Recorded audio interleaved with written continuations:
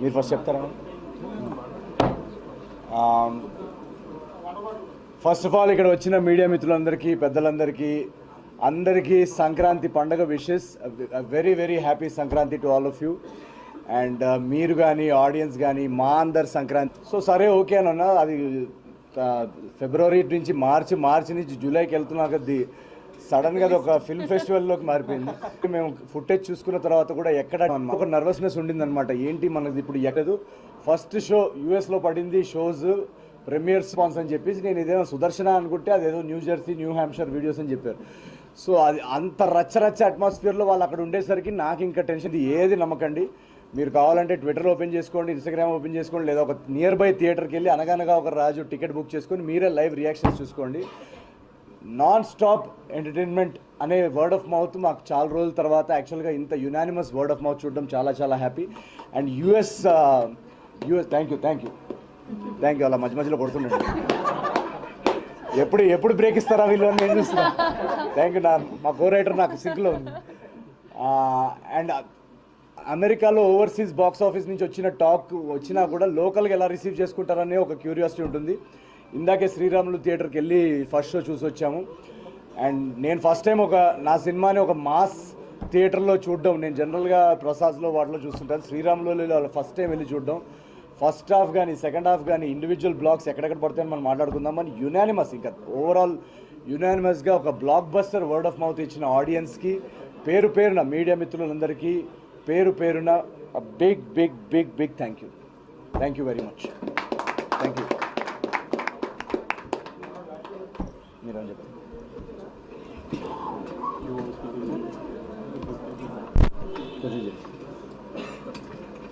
కూర్చో కూర్చో.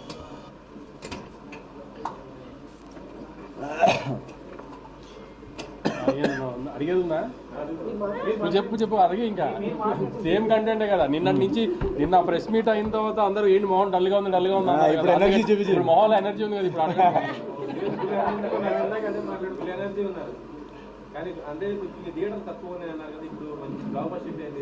థియేటర్లు అని ప్రాంప్ట్గా ఉన్నాయండి, పెరుగుతూనే పోతాయి. ఇంకా ఇప్పుడు రాయలసీమలో కానీ, వైజాగ్లో కానీ, ఈస్ట్ గోదావరిలో కానీ, కృష్ణా జిల్లాలో కానీ, గుంటూరులో కానీ అన్నింటిలో మామూలుగా సంక్రాంతి టైంకి 5 సినిమాలు వస్తున్నాయి. ఎన్ని థియేటర్లు పడాలి అంతకంటే మంచి థియేటర్లు పడినాయి. సిటీలో కొంచెం ఉంది షార్టేజ్, అవన్నీ షార్ట్ చేస్తున్నారు శిరీష్ గారు. సో షార్ట్ అయిపోద్ది నెక్స్ట్ 2 డేస్లో. నైజాంలోనే ఇంకెక్కువ ట్రై చేస్తున్నాం, ఎందుకంటే నైజాం హీరో కదా ఎక్కువ. నైజాం ఓవర్సీస్కి కొంచెం ఎక్కువ ఇది కదా. సో ఫస్ట్ టైం ఆంధ్రాలో ఇంత పెద్ద హ్యూజ్ ఫిగర్లు చూస్తాడు ఈసారి ముందుకంటే. సో నైజాంకి తను ఎప్పుడు స్ట్రాంగ్. ఈసారి నైజాంలో ఇంకా షోస్ పెంచి ట్రై చేస్తున్నాం. ఆంధ్రాలో అయితే తను ఊహించిన ఫిగర్లు చూస్తాడు ఈసారి. ఎక్స్పెక్ట్ చేయకపోతే మీరు తను అన్నట్టు 5 సినిమాలు వస్తున్నాయని తెలిసినా ఆగకుండా ఎందుకు ఉన్నాం, కాన్ఫిడెంట్గా ఉన్నాం కంటెంట్ మీదనే, ధైర్యంగానే ఉన్నాం అప్పటి నుంచి. ఇంకా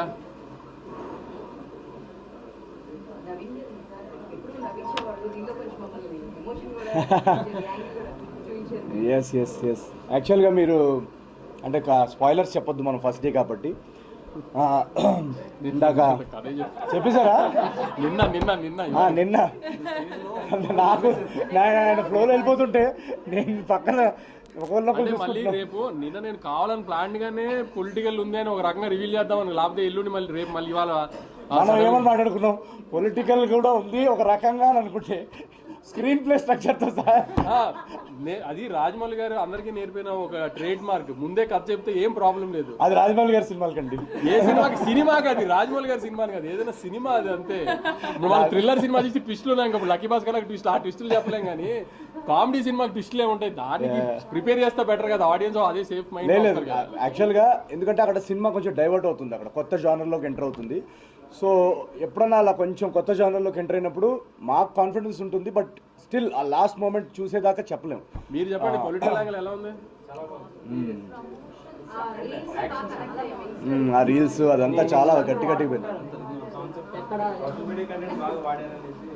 అంటే బేసికలీ రైటింగ్ లెవెల్లోనే ఈ జనరేషన్కి ఏంటి, ఈ జనరేషన్ ఇప్పుడు ఏంటి, మీరు ఎక్కడికి వెళ్ళినా కూడా ఫస్ట్ థింగ్ కామన్ 24 అవర్స్లో ఒక 6 to 8 అవర్స్ రీల్స్లో ఉంటారు. సో ఆ రీల్స్ అనే ట్రాక్ ఐడియా అక్కడి నుంచి వచ్చిందనమాట. సో 24 అవర్స్లో మనం 8 అవర్స్ ఆల్మోస్ట్ రీల్స్లో ఉన్నప్పుడు అలాంటి ఒక సబ్ప్లాట్ సినిమాలో ఉంటే బాగుంటుందని చెప్పేసి అక్కడి నుంచి ఐడియా వచ్చింది. బట్ ఇందాక మీరు అడిగిన క్వశ్చన్కి నేను నవ్విస్తాను, మా సినిమాల్లో ఎంటర్టైన్మెంట్ ఉంటుందని ఎక్స్పెక్టేషన్ ఆడియన్స్కి ఉంటుంది. బట్ ఈ సినిమాలో మేము రైటింగ్ లెవెల్లోనే లాస్ట్ 20 minutes డెఫినెట్గా ఏదన్నా ఒక హ్యూమన్ ఎమోషన్ పట్టుకోవాలి, దాంతో ఒక సినిమాలో ఒక డెప్త్ వస్తుందని ఒక స్టార్టింగ్ నుంచి మాకు ఆ ఏం ఉండిందనమాట.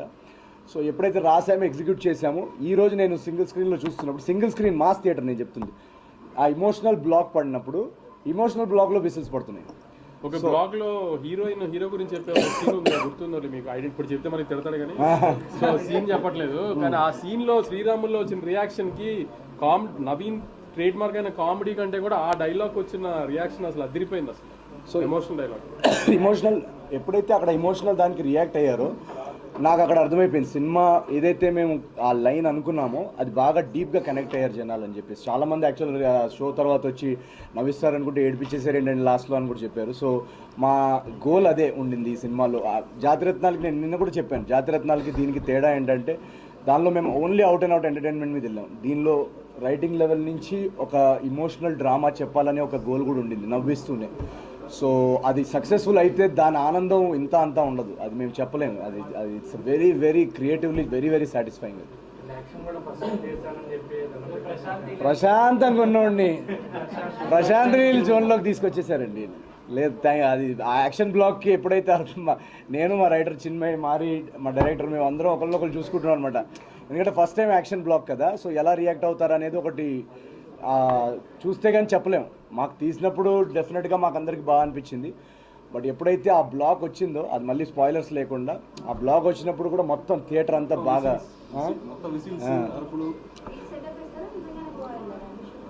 గోవా వెళ్ళాం. లేదు సితారా ఎంటర్టైన్మెంట్ సినిమా చేస్తారు.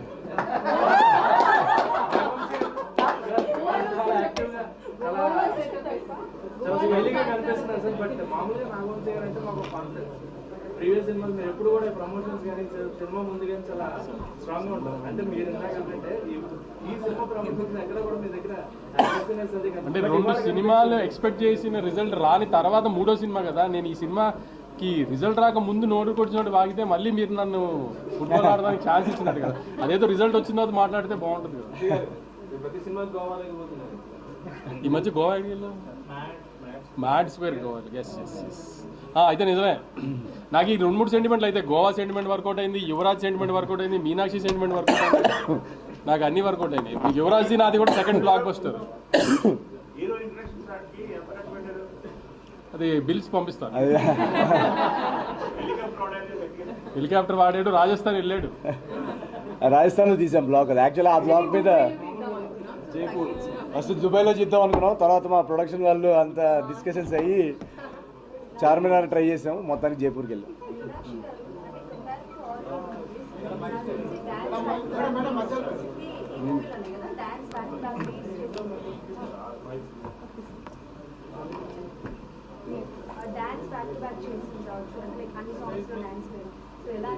చాలా టైర్డ్గా కనిపిస్తున్నాడు. అండ్ ఇంకొకటి కాంప్లిమెంట్ సినిమాలో ఏ క్యారెక్టర్ చేసినా అదే క్యారెక్టరేషన్లో కనిపిస్తారు మాకు మీనాక్షి గారు.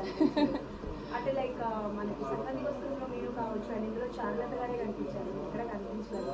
అండ్ డాన్స్ ఎక్స్పీరియన్స్ చెప్పండి. Thank you. యాక్చువల్లీ ఇది the best compliment an actor can get. So నిజంగా thank you so much for that.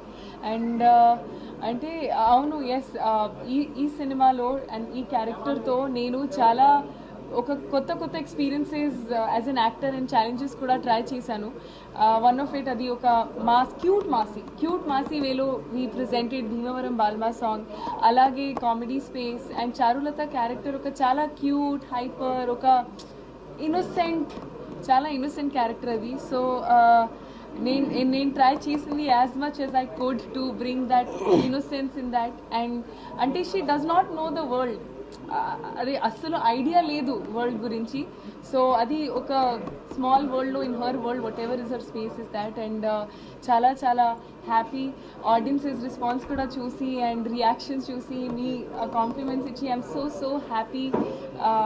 అంటే my day's made. And hopefully ఈ సినిమా ఇంకా audiences it reaches more audiences, అది మనస్ఫూర్తిగా కోరుకుంటున్నాను. మేమందరం ఎంత స్ట్రెస్ నర్వస్నెస్లో I couldn't sleep. Also I have very bad cough and throat. So అంటే అది అసలు మొత్తం all of us have been in that space. కానీ ఐఎమ్ సో హ్యాపీ. ఒక relieved అంటే ఒక great relief ఇది. So చాలా చాలా happy, and I think the credit goes to everybody who's really gone out and enjoyed and actually put what you feel. So that makes our job easy, ఎందుకంటే we work చాలా hard work చేసి we bring it out, and మీరు organic way లో actually enjoy చేస్తే మీరు కూడా ఇంకా అది what do you say push చేస్తారు in that way. So that's so happy. I mean, I'm so happy about that. So thank you. తిరిగి చెప్పమ్మా. స్పేస్ లేదు ఇక్కడ. కంటిన్యూస్ సంక్రాంతి ఎవ్రీ మూవీలో మీరు ఉంటారు. అవునండి. అది విన్నాక ఆన్సర్ అక్కడ. ఓకే. అదే సంక్రాంతికి కంటిన్యూస్ ఇయర్స్ నుంచి వస్తున్నారు మీరు, బ్యాక్ బ్యాక్ మూవీస్ వస్తున్నారు. అవునండి. సంక్రాంతికి ఒక ఛాంపియన్ అనిపిస్తుంది. అంటే చాలా చాలా సంతోషం, ఎందుకంటే యాక్చువల్లీ ఇది ఒక డ్రీమ్ ఫర్ ఎనీ యాక్టర్. ఒక పెద్ద ఫెస్టివల్ టైంకి నాట్ 1 not 2 కానీ థ్రైస్ నేను ఎక్స్పీరియన్స్ చేశాను ఈ ఫ్రెండ్జీ, ఈ క్రేజ్ ఈ ఫెస్టివల్ టైంకి, అండ్ అది ప్రతిసారి ఇట్స్ ఇంక్రీజింగ్ ఓన్లీ. సో నేను చాలా చాలా హ్యాపీ, అండ్ అంటే ఐ హోప్ మళ్ళీ అలా అది కోఇన్సిడెన్సెస్ జరిగితే నా లైఫ్లో నేను చాలా హ్యాపీ అండ్ గ్రేట్ఫుల్. కానీ I think I would just take everything that comes in with the blessing, and I'm very grateful. అంతే.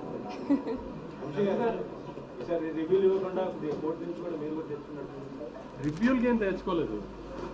అంటే మేము కోర్టు నుంచి తెచ్చుకున్న ఆర్డర్ ఎవరిని ఆపడానికి, ఎవరిని వాళ్ళ పని చేయకుండా చేయడానికి కాదు. సినిమా కొంతమందికి నచ్చుతుంది, కొంతమంది నచ్చదు.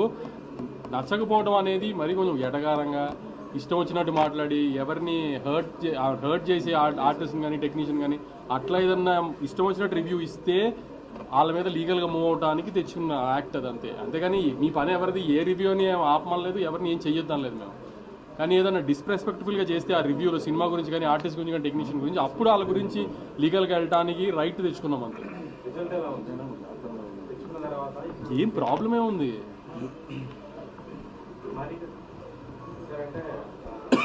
రాజుగారు అనేది చూపించారు చక్కగా, అండ్ దాంట్లో బ్యాక్డ్రాప్ లో ఆయన ఏమి లేనట్టుగా ఎక్కడి నుంచి రిఫరెన్స్ తీసుకున్నారు సార్? అంటే అలాంటి వాళ్ళు ఉన్నారు రియల్ క్యారెక్టర్స్ లో. అంటే అది చాలా మంది కనెక్ట్ అయ్యే క్యారెక్టర్ అండి. అంటే ఎలా అంటే మీరు ఆంధ్ర సైడ్ మీరు చూసారండి, మీ క్వశ్చన్ నాకు పూర్తిగా అర్థం కాలేదు. రాజుగారి క్యారెక్టర్ బాగా డబ్బున్న క్యారెక్టర్, అవును. బట్ బ్యాక్ ఎండ్ లో అంటే బంగారం వేసుకుని అదా దాని రిఫరెన్స్ ఏదైనా ఉంటుంది. డిఫరెన్స్ మన చుట్టుపక్కలే ఉన్నారు కదండి చాలామంది. ఇప్పుడు డబ్బులు మనం చాలాసార్లు మీకు సొసైటీలో మీరు వెళ్ళినప్పుడు మీరు వింటుంటారు కదా, మీరు సోషల్ మీడియా కానీ న్యూస్లో కూడా చదువుతుంటారు. చాలా రిచ్ పీపుల్ ఎవరైనా ఉన్నప్పుడు సడన్గా చూస్తే వాళ్ళకి యాక్చువల్గా చాలా ఏమంటారు లాసెస్లో ఉన్నాయని తెలుస్తుంది, లేదా కంపెనీ లాసెస్లో ఉందని తర్వాత తెలియదు, బయటికి తెలియదు. సో లేకపోయినా లైఫ్ స్టైల్ వాళ్ళు లైఫ్ స్టైల్ అదే మెయింటైన్ చేస్తుంటారు అనుకుంటారు. సో దానివల్ల ఇంకా అప్పుడు వెళ్ళిపోతారు. సో మన రియల్ లైఫ్లో అలాంటివి చాలా ఎగ్జాంపుల్స్ ఉన్నాయి కదా. సో చంద్ర గారితో మీ కాంపిటీషన్ చాలా బాగున్నాయి. ముఖ్యంగా ఆ గుడి మీద గుమాస్తా సో ఆ చేంజ్ ఓవర్ అన్నది కూడా చూపించారు లాస్ట్ లో. అసలు నడవరు, కాలు కొని పెట్టిన ఆయన. అవును, అదే. సో అవన్నీ చేంజ్ ఓవర్స్ అన్ని బాగున్నాయి. మీ కాంబినేషన్ అది అంటే మీకు ప్రతిసారి మీరు వచ్చిన ప్రతిసారి మీ ఫ్రెండ్స్ గ్యాంగ్ చాలా హిలేరియస్ గా నవ్విస్తుంటారు. Thank you. సో ఇది కొత్త ఫ్రెండ్స్ గ్యాంగ్ కదా, ఈ గ్యాంగ్ కదా. కరెక్ట్. సో నేను యాక్చువల్గా ఈ గుమాస్తా క్యారెక్టర్ రాసినప్పుడే ఇది ఎవరు ప్లే చేస్తే బాగుంటుందని చాలా అనుకున్నాం అనమాట మేమంతా. సో ఏదన్నా డిఫరెంట్గా ఉండాలి చాయిస్ అని చెప్పేసి నాకు చంద్ర గారి వర్క్ చాలా ఇష్టం అనమాట. అండ్ తనది స్కిట్స్లో కానీ దాంట్లో చాలా ఒక ఎగ్జాజరేటెడ్గా ఆ స్కిట్స్ పర్ఫార్మెన్స్ కొంచెం లౌడ్గా ఉంటుంది కదా. సో ఈ సినిమాలో ఏంటంటే తనతో ఒక సటిల్గా రియలిస్టిక్ సిచ్యువేషనల్ కామెడీలో ఆయన చేస్తే చాలా బాగుంటుందని మేము ఆఫీస్కి పిలిచి కలవడం జరిగింది. రిహర్సల్స్ వర్క్షాప్ చేశాం కదా సార్ ముందు. చేయగానే నాకు అసలు మాకందరికీ ఆ గుమాస్తా క్యారెక్టర్కి పర్ఫెక్ట్ అనిపించింది. మా ఇద్దరికి కూడా ఆ టైమింగ్ సింక్. సో సెట్ మీద కూడా మేము ఇద్దరం చేస్తున్నప్పుడు వీళ్ళందరూ నవ్వుతూ ఉంటారు అనమాట. అంటే ఆయన కూడా ఇంప్రొవైజేషన్ చాలా స్ట్రాంగ్. సో మా ఇద్దరిది టేక్ రోల్ ఏంటంటే ఏం చేస్తామో మాకే తెలియదు. ఫ్రెండ్స్ ఒక నలుగురు ఉన్నారు, ఈయన మహేష్ గారు, భద్రం గారు, లడ్డు అక్కడే ఉన్నాడు. స్పాట్లో చూస్తుంటే అసలు వీళ్ళు రియల్ ఫ్రెండ్ అంటే నేను నిజంగానే వీళ్ళు హీరో ఫ్రెండ్స్. మేము నిజంగానే ఫ్రెండ్స్. రియల్ లైఫ్లో కూడా ఏదో మేము కట్టాం కానీ ఒకళ్ళు వ్యానిటీలో ఒకరికి వెళ్ళి రియల్ లైఫ్ లో కూడా అలా ఉండదు, జోకులు వేసుకుని అలా చాలా సరదాగా ఉంటారు. చాలా వంశీ గారు మొబైల్ సాంగ్ వాడారు కదా ఈ మధ్య కేసులు ఎక్కువ పర్మిషన్ తీసుకున్నాం అంటే ఇళయరాజా గారికి ఆదిత్య ద్వారా ఇన్ఫార్మ్ చేసాము. అది ఆదిత్య మ్యూజిక్ సాంగ్ అది వాడాము, అది చెప్పేవాడు. బల్పం పట్టి కేసులు బ్లాస్ట్ మీరు చూసారు కదా, ఫుల్ థియేటర్ అంతా బ్లాస్ట్ అయింది. సార్ నవీన్ గారు అంటే మీరు వేసిన స్కామ్ కంటే మీనాక్షి గారు వేసిన స్కీమ్ ఎక్కువ చెప్పండి. ఇంకేంటి భోజనం చేశారా? ఆయన బిర్యానీ పెట్టి పంపించింది. నెక్స్ట్ ఇంకా ఫస్ట్ డే కదండి, ఒక 4 ఈ పండగ వరకు వీకెండ్ వరకు.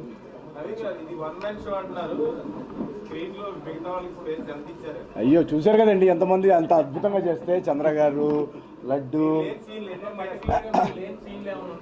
సరే నేను లేని సినిమా ఒకటి తీసి మీకు పంపిస్తాను. మీకు నేను లేని సినిమా కావాలి కదా, నేను అది కూడా వచ్చేటట్టు చేస్తాను. డెఫినెట్గా ఏదో ఒక సినిమా, చిన్న సినిమా ప్రొడ్యూస్ చేద్దాం న్యూ కమర్స్ తోటి. అది డెఫినెట్గా మీరు ఆ స్క్రీనింగ్ చూసి ఆ రోజు మీదే ఫస్ట్ రివ్యూ వేద్దాం. ఓకే, ప్రశాంత్ నీల్ గారు మెసేజ్ పెడతారని వెయిటింగ్ నేను. సో ఇంక నేను ఇంతకన్నా డైరెక్ట్గా ఎలా చెప్పాలి ఆయనకి? సో మహేష్ గారి బ్లాగ్ కూడా మీరు చూస్తే థియేటర్లో, అగైన్ నో స్పాయిలర్స్, ఇవో వీళ్ళు లాగేస్తారండి, మీరు ఫోన్ చేశారా? వీళ్ళు లాగేస్తున్నారు కానీ మీరు సో అది ఇందాక ఎవరిదో కదులుతాడు సార్. వేణుగోపాల్ గారు కేక్ తెప్పించండి. డెఫినెట్గా ఈ సినిమా రిజల్ట్ చూసిన తర్వాత రాజు గారి లైఫ్ ఇంకా నెక్స్ట్ ఏమి ఉండబోతుంది అనేది ఒక ఐడియా అయితే ఉంది. డెఫినెట్గా